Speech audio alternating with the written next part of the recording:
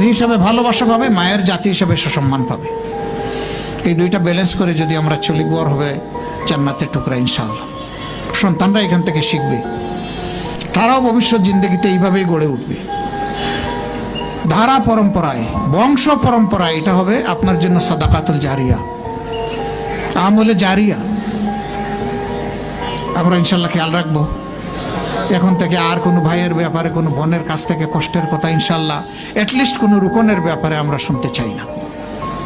কারণ আপনি শপথ নেওয়া মানুষ, আপনি নাফসানিয়াতকে জবাই করেছেন, আপনাকে আল্লাহওয়ালা হতেই হবে, এর বাইরে যাওয়ার কোনো সুযোগ নাই আপনার। আমার ভাই ও বোনেরা, এই ছোট্ট ছোট্ট কথা বলবেন যে কত রাজনৈতিক বক্তব্য, দিক নির্দেশনা পাবো এখানে আশা করে আসছিলাম, এগুলা কি? আমি সাহেব এই খুচরা খুচরা কথা এগুলা কেন বলছেন আমাদের? আমি এই খুচরা কথাগুলাকে আপনাদের জন্য যতটা জরুরি মনে করি, আমার নিজের নেক আমলের জন্য তার চেয়ে বেশি জরুরি মনে করি।